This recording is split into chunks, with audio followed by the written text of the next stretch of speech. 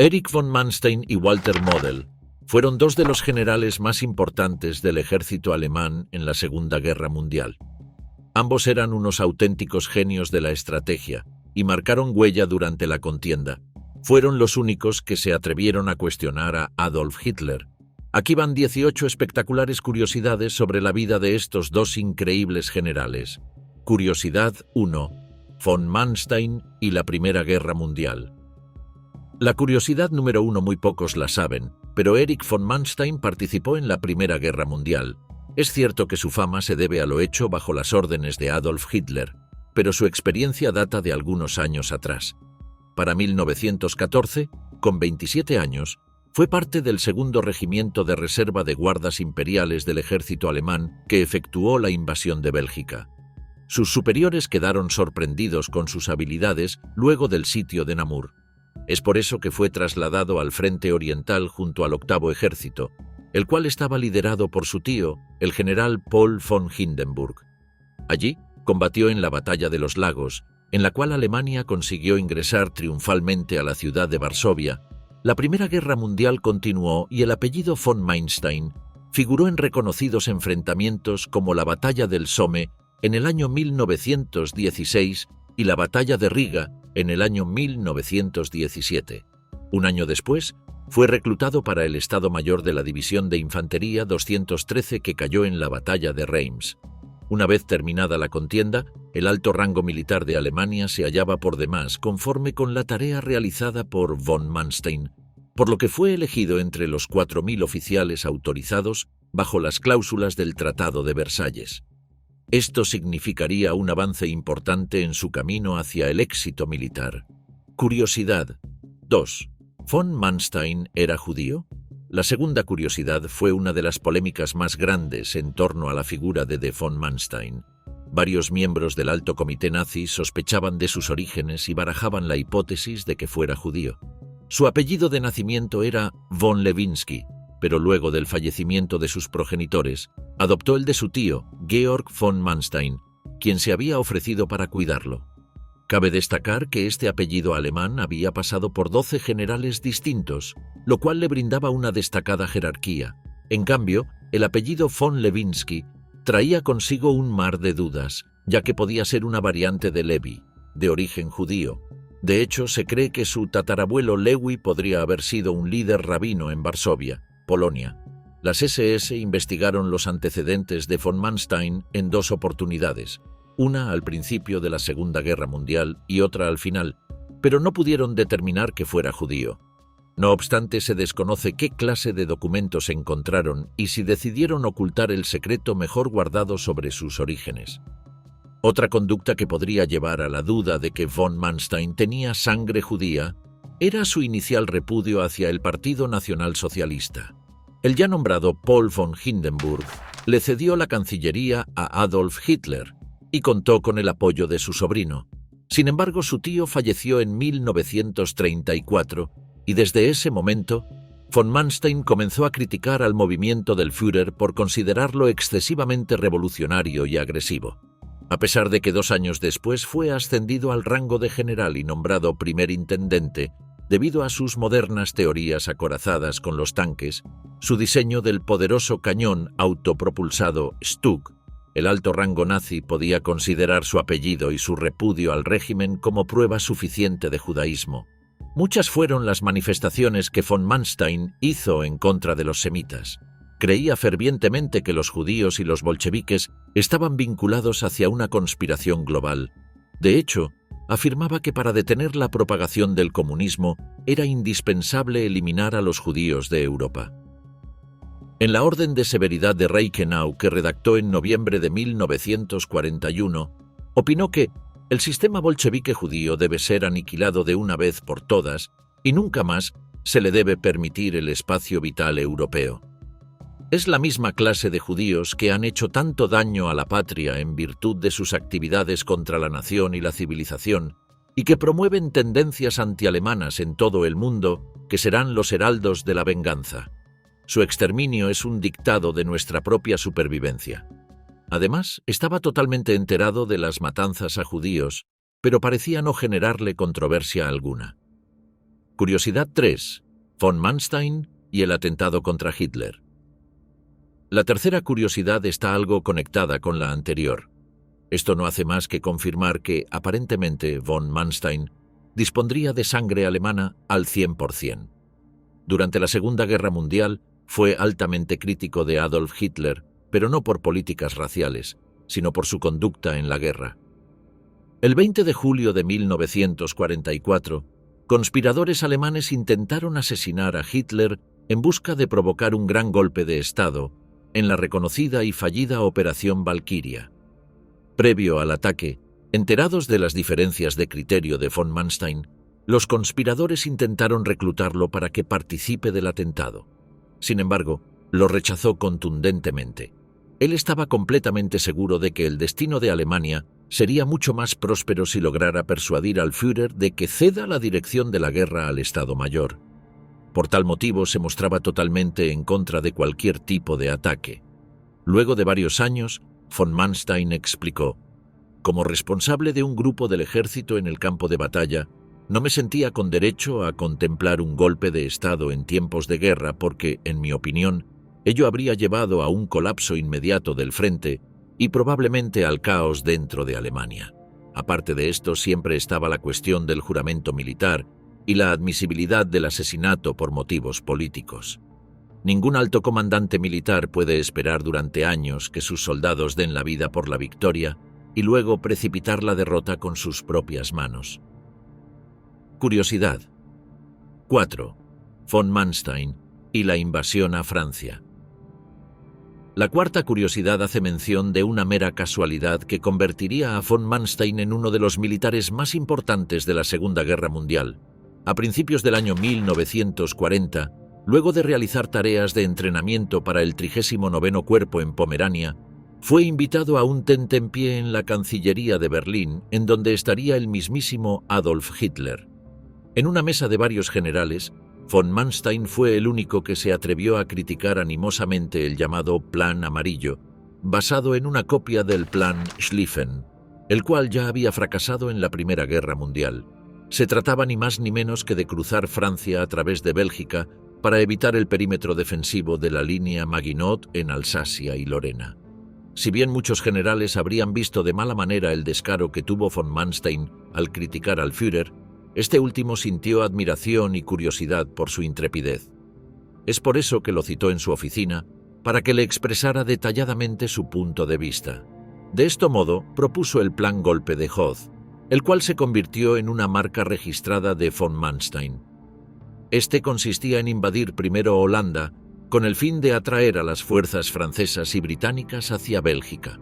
Posteriormente, el ejército alemán desencadenaría una gran ofensiva en las cercanías de Luxemburgo sobre el bosque de las Ardenas y avanzaría hacia los puertos del Mar del Norte con el objetivo de rodear en una maniobra envolvente a las 49 divisiones del ejército aliado. Hitler quedó boquiabierto y asombrado con su talento, por lo que canceló definitivamente el Plan Amarillo y firmó su autorización para efectuar el Plan Golpe de Hoth. El 10 de mayo de 1940 fue la fecha exacta que tuvo inicio la operación que había tenido despierto día y noche a von Manstein. El inicio fue magistral. Los aliados cayeron en la trampa, tal cual lo había planeado, ya que tanto el ejército francés como el cuerpo expedicionario británico enviaron sus fuerzas hacia Bélgica para ayudar al desconcertado ejército holandés, que cayó 4 días después del comienzo de la invasión. Los Panzer del ejército alemán avasallaron el frente por el Sedán y las Ardenas, cruzaron la frontera francesa por el río Mosa, realizaron una maniobra envolvente en Abbeville. Finalmente, dieron la estocada definitiva para que las fuerzas de Bélgica presenten su capitulación, dejando embolsados y destruyendo en Flandes a 70 divisiones, que sumaban un total aproximado de 500.000 de efectivos. Von Manstein regresó sus fuerzas acorazadas hacia el suroeste y se direccionó tanto a París como a las costas del Océano Atlántico y los Pirineos. Colmado de alegría por lo conseguido, von Manstein recibió una noticia que le acariciaría el ego. Hitler ordenó su ascenso a la categoría de mariscal de campo. Finalmente, el Plan Golpe de Hoth logró que los aliados se rindieran con más de 2,5 millones de bajas. Europa Occidental quedaba bajo control del Führer. Capítulo 5. Von Manstein. Pudo ser Rommel. La quinta curiosidad refiere a lo que pudo ser, pero no fue. Adolf Hitler ordenó la realización de la Operación Sonnenblume, la cual consistía en la intervención de un destacamento especial de bloqueo en el norte de África. Tras el éxito en Francia, el favorito del Führer para ejercer el cargo de comandante en jefe de las tropas alemanas en Libia era Erich von Manstein. Sin embargo, tras varias reuniones y diálogos con distintas personas, desechó esa posibilidad.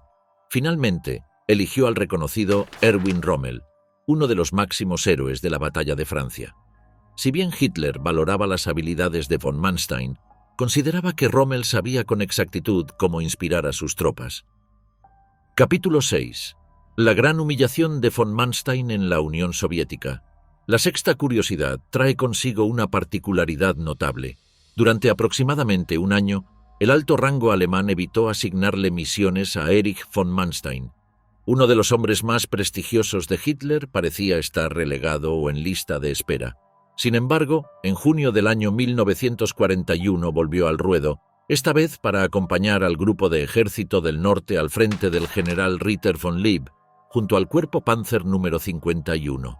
Tras desbordar exitosamente al ejército soviético en Lituania, Letonia, Estonia, Rusia Occidental, asediar Leningrado y dominar Demiansk, von Manstein iniciaron el camino a Crimea, una de sus más difíciles batallas, la cual se convertiría en una de las mayores humillaciones de su carrera. Allí le tocó ejercer un nuevo rol, liderar el mando del 11º ejército alemán. Su misión consistía en conquistar la península atravesando la fosa tártara y el istmo de Perekop hacia Yalta y Feodosia. 8 fueron los meses que duró el asedio al puerto de Sebastopol y las tropas de von Manstein avanzaron milimétricamente a causa de los implacables fortines de hormigón del Ejército Rojo. Tras el destino esquivo de aquel intento, recurrió a la artillería pesada por ferrocarril, utilizando los trenes artillados Leopold, Bertha y Dora. También puso en práctica morteros, cañones y aviones. En el otoño de 1942, fue solicitado por el Grupo de Ejércitos Norte para asediar Leningrado y poco tiempo después por el Grupo de Ejércitos Sur, con el objetivo de liberar el 6º ejército alemán que había sido atrapado en la batalla de Stalingrado. Ambas operaciones acabaron en derrota, provocando una gran mancha en la trayectoria de von Manstein. Las pesadillas no tardaron en llegar. Por las noches no podía dormir oyendo los gritos de los soldados alemanes rogando «Manstein vendrá, Manstein vendrá», al caer en Stalingrado. El remordimiento por haber dejado morir a sus hombres era inmenso. Fue por ese motivo que buscó una revancha y participó de la victoria en la batalla de Kharkov. Como todos sabemos, el Ejército Rojo venció a los hombres del Führer, quienes se fueron de la Unión Soviética con las manos vacías. Capítulo 7. Von Manstein y la mayor pérdida de su vida. En la séptima curiosidad nos enteraremos de cómo la guerra ha quedado en un segundo plano, tras sufrir una gran tragedia personal y familiar. El 31 de diciembre de 1922 nació su hijo, Gero Erich Sylvester von Manstein. Varios años después se convirtió en teniente del regimiento de granaderos Panzer. El 23 de octubre de 1942, Gero se encontraba luchando en Oblast de Novgorod en la Unión Soviética, cuando en medio de un enfrentamiento cayó muerto. Si bien intentaron salvarle la vida, todo esfuerzo fue en vano.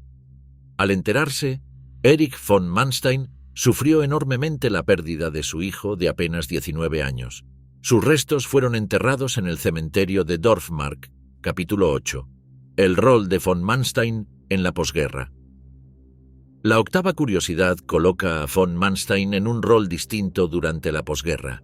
Tras finalizar el conflicto bélico, fue condenado en el Palacio de Justicia de Nuremberg a 12 años de prisión, por no haber evitado que sus tropas cometan decenas de crímenes de guerra en Crimea.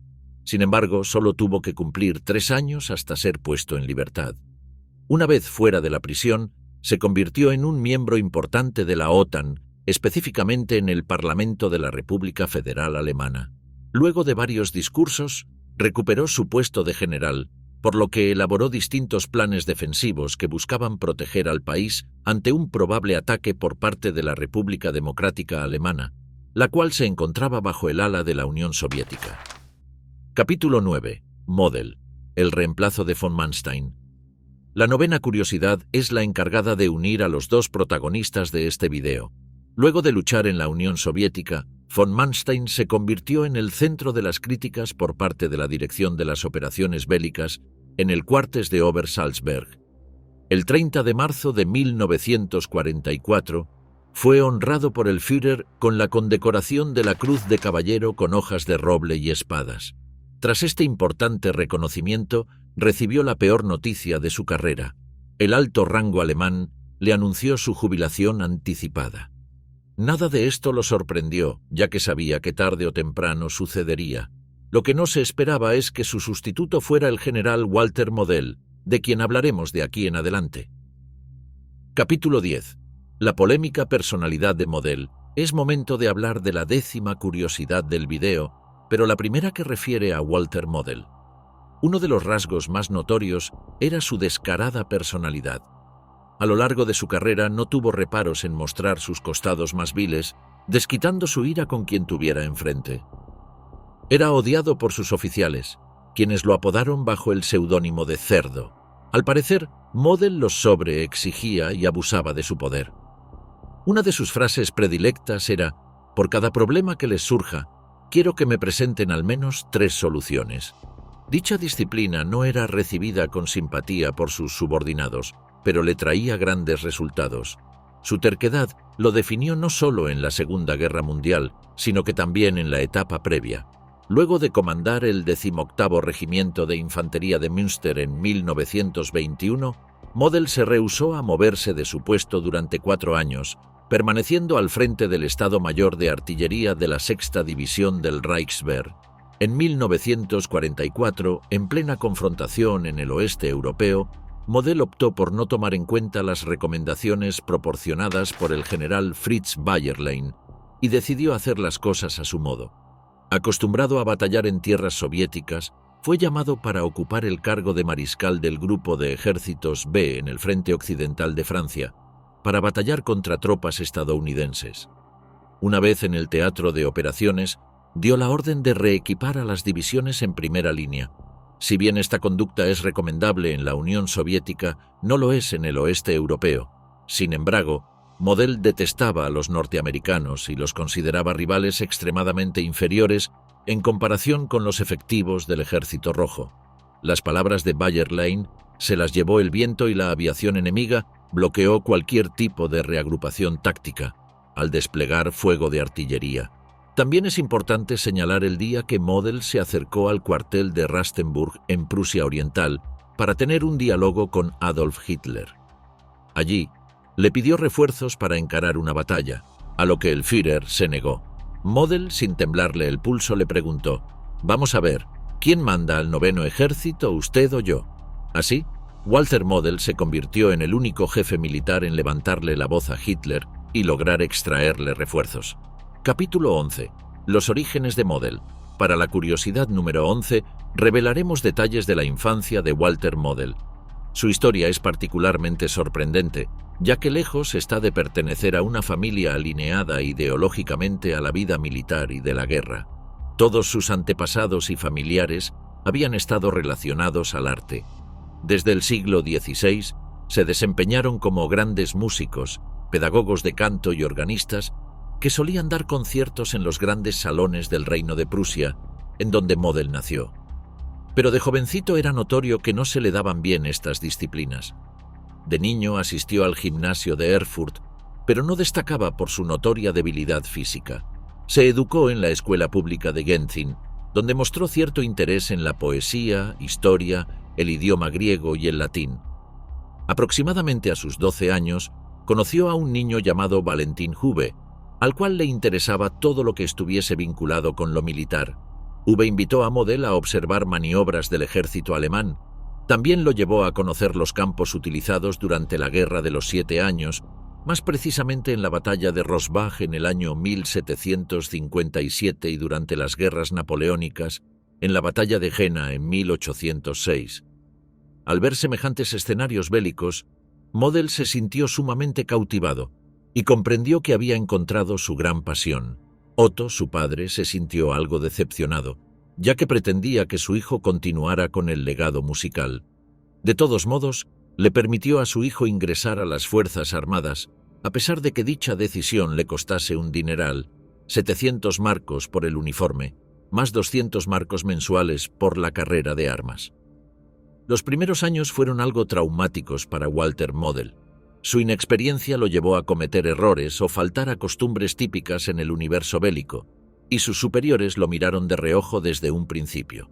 Durante su ingreso al Regimiento Real número 52 de Infantería Prusiana, von Alvensleben tuvo que trabajar en su débil cuerpo, ya que debía estar a la altura de los intensos ejercicios del Centro de Instrucción de Cottbus. Model hacía un gran sacrificio, pero los hombres del alto rango no valoraban sus esfuerzos. De hecho, un oficial se acercó a él y en tono poco amable le gritó: «Usted carece de la seriedad que necesita un soldado». De todos modos, no se dejó doblegar y en 1908 se graduó en la Escuela de Cadetes de Neisse. Solo 4 años después, ascendió al grado de subteniente, lo que le significó la toma de mando de una pequeña compañía en el cuartel de Crossen. Capítulo 12. El arte en la familia de la esposa de Model. Luego de mencionar que Model fue la oveja negra de su familia al no dedicar su vida al arte, en la curiosidad número 12 resulta prudente hacer mención de un dato muy interesante. A principios de la década de 1920, durante el frustrado levantamiento de Ruhr, Model se alojó en una casa en la ciudad de Dortmund, donde conoció a una viuda llamada Hertha Huysen. Ambos se enamoraron perdidamente desde el primer minuto y decidieron formar una familia juntos. Lo curioso es que el abuelo de Hertha, Friedrich Rückert, era un reconocido poeta que se destacó por haber traducido al alemán la famosa obra Las 1001 noches. Finalmente, en el año 1921, Model y Hertha contrajeron matrimonio y criaron a sus hijos Hella, Hans-Georg y Christa. Capítulo 13. El importante rol de Model en la batalla de Rzef. En la curiosidad número 13, te enterarás de su crucial participación en la batalla de Rzef. Básicamente se trató de un conflicto que se desarrolló entre los años 1942 y 1943, que tuvo como protagonistas a las fuerzas alemanas y el Ejército Rojo en el frente oriental soviético. En este conflicto, la Wehrmacht buscaba proteger el territorio ganado en el año 1941, mientras que sus contrincantes avanzaban para recuperar su territorio. Cuando el general Hans Krebs estaba a pocos minutos de decretar la evacuación, Model se acercó hasta el centro de la batalla para impedir que esto sucediera y promover una contraofensiva. Como dijimos anteriormente, Model era dueño de una personalidad tan única como crispante. Krebs le preguntó qué fuerzas había traído para realizar tal operación, a lo que Model respondió tajante: «A mí mismo». Model sacó provecho de lo aprendido en la Primera Guerra Mundial por parte del general Fritz von Lossberg y optó por ensayar una defensa elástica, en la que organizó una línea con 97 batallones de 300 hombres. También disponía de formaciones blindadas, carros T-26 y T-34 robados a los soviéticos, tanques sustraídos del ejército francés en 1940. La estrategia de Model acabó con éxito tras detener la ofensiva envolvente lanzada tanto por el frente Kalinin como por el frente oeste y generar duras y grandes pérdidas en el oponente. A pesar del triunfo en esa maniobra, las cosas no continuaron bien para Model. Durante la Operación Seydlitz, el avión donde se trasladaba Model fue derribado por los partisanos en un bosque. Si bien sobrevivió al aterrizaje de emergencia, debió ser ingresado al hospital por una herida de bala que le atravesó desde el pecho hasta el hombro. Model pasó 11 semanas en un hospital de la ciudad de Slomensko hasta que recibió un permiso para visitar a su familia en Alemania. Su salud no había mejorado del todo, pero poco tiempo después no tuvo más opción que la de regresar a sus funciones. Su presencia era altamente vital, ya que, lamentablemente para Alemania, el Ejército Rojo volvió a romper los flancos en Rzef. A Model le bastaron pocos minutos para lograr movilizar todo el personal y establecer posiciones escalonadas de defensa, lo que les permitió frenar a los soviéticos, provocándoles cerca de 300.000 bajas y la pérdida de poco menos de 3.000 carros, junto con 870 aviones. Luego de finalizada la batalla de Rsev, un nuevo desafío llamaba a la puerta de Model. Debía liderar el ala norte del Grupo de Ejército Sur en la Operación Ciudadela dentro del marco de la batalla de Kursk. A diferencia del mariscal Erich von Manstein, de quien hablamos en la primera parte del video y que estaba a cargo del ala sur, Model no tenía fe en este enfrentamiento. De hecho, le solicitó al mismísimo Hitler la cancelación de la misma, ya que consideraba que corría el riesgo de dejar desprotegido a su flanco a posibles contraofensivas. Esta vez, Hitler se negó firmemente, le ordenó continuar con la operación y le prohibió erigir fortificaciones. Model no era un hombre que aceptara negativas, por lo que no solo construyó los sistemas de defensa, sino que utilizó a su infantería por delante de los tanques para proteger a las formaciones Panzer en caso de una maniobra soviética a sus espaldas. Este impulso provocó un estancamiento entre las colinas de Teploye y la ciudad de Ponyri. Curiosidad 14. Model, el bombero de Hitler. La curiosidad número 14 nos trae el seudónimo más famoso con el que se refirieron a Walter Model. Durante la Operación Kutuzov, iniciada por el ejército soviético en julio del 1943, tuvo lugar el saliente de Oriol, una jugada táctica creada por Model, que provocó pérdidas gigantes en el ejército rojo. Model era algo así como un comodín, el cual era llamado por Hitler cuando su objetivo corría peligro. El Führer confiaba a ciegas en las virtudes estratégicas de Model, por lo que lo convocaba cada vez que las cosas parecían encaminadas al fracaso. El rol de salvador de Model le valió el apodo de «el bombero de Hitler» o «Hitler Feuerwehrmann», por su don de apagar el fuego en la adversidad. Además, a modo de premio, se le entregó un permiso para pasar unos meses de descanso junto a su familia. Curiosidad 15. Model y los cazacarros. Si hay algo que podemos elogiarle a Model, además de su visión estratégica, es su sabiduría acerca de tanques y artillería. De eso hablaremos en la 15ª curiosidad. En 1933, con la llegada de Hitler, Model fue el encargado de adaptar las nuevas doctrinas operativas de los cazacarros Stug, vehículos blindados de combate sin torreta que portaba un cañón anticarro de 75 milímetros, los cuales serían los más producidos durante la Segunda Guerra Mundial. Se basaban en los chasis del Panzer III. Estos cazacarros están especialmente diseñados para ser utilizados como apoyo anticarro a unidades de infantería y mecanizadas. En el año 1937, Model viajó a España para estudiar y evaluar el uso de los carros del grupo Panzerdrone de la Legión Cóndor durante la Guerra Civil. Allí tuvo la posibilidad de dialogar con el dictador Francisco Franco e intercambiar ideas acerca de los Stug y de diferentes estrategias de guerra. Durante su visita a España, recibió la condecoración de la Cruz Española, la Spanienkreuz, la cual otorgaba el Tercer Reich a los oficiales y efectivos alemanes que participaron de la Guerra Civil Española, apoyando los planes de Franco. Este reconocimiento le valió el ascenso a general un año después y la posibilidad de compartir por primera vez junto a Adolf Hitler unas pruebas del obús pesado Morser 18 de 210 milímetros. Curiosidad. 16. Model y la Operación Market Garden. En la 16ª curiosidad, conoceremos la intrépida reacción de Model durante la Operación Market Garden, la cual tuvo lugar en Países Bajos del 17 al 25 de septiembre de 1944 y fue encabezada por las fuerzas aliadas, principalmente por Estados Unidos y Reino Unido. Walter Model se encontraba almorzando en el Hotel Tafelberg en la localidad de Oosterbeek. De repente, decenas de aviones C-47 sobrevolaron el cielo y lanzaron miles de paracaidistas.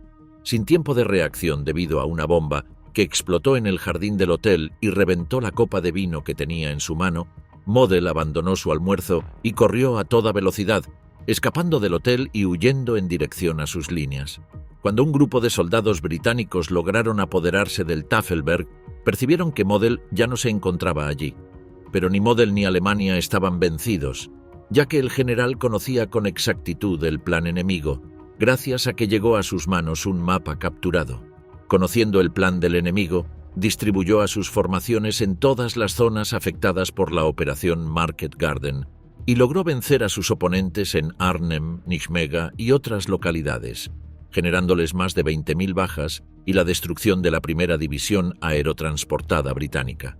También borró del mapa a la brigada paracaidista polaca y le provocó otras graves pérdidas al ejército de Estados Unidos.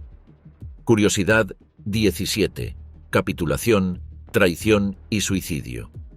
En esta última curiosidad, la número 17, nos adentraremos en la etapa final de la vida de Walter Model. Durante los primeros meses de 1945, los aliados avanzaron contra Alemania, comenzando a poner fin a la Segunda Guerra Mundial. En el marco de la Bolsa de Ruhr, en el mes de abril, consiguieron encerrar a más de 300.000 soldados alemanes sobre un área de 9.000 kilómetros cuadrados. Hitler ordenaba resistir desde su búnker bajo la Cancillería de Berlín, pero Model no hacía caso a sus peticiones, por lo que licenció a los soldados más jóvenes y a los ancianos. También obligó a su jefe de operaciones, el coronel Günther Reichel, a escapar y salvar su propia vida, con la condición de que le hiciera llegar una carta de despedida a Hertha, su esposa.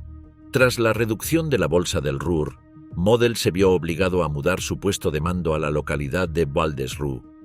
Mientras dialogaba con el oficial Heinrich Beer, una bomba estadounidense arrasó con todo y los obligó a lanzarse a un cráter lleno de agua.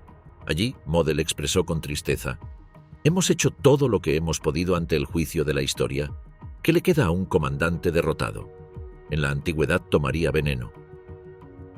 El 16 de abril de 1945, el general estadounidense Mather Ridgway, a cargo del 8º Cuerpo Aerotransportado, y quien ordenó a sus paracaidistas que rodeen el último perímetro defensivo de Walter Model, envió a un negociador con una bandera blanca y una nota. En el escrito, Ridgway sentenció: «A la luz del honor del combatiente, le ruego entregue las armas de inmediato, en aras de la fama del cuerpo de oficiales alemanes y del propio futuro de su nación». Totalmente en contra de esta carta, Model se negó a aceptar la rendición, argumentando que su juramento de fidelidad a Hitler es intocable y que jamás negociaría con un comandante de cuerpo, sino que solamente con un comandante de ejército, con su superior más directo, el general Omar Nelson Bradley.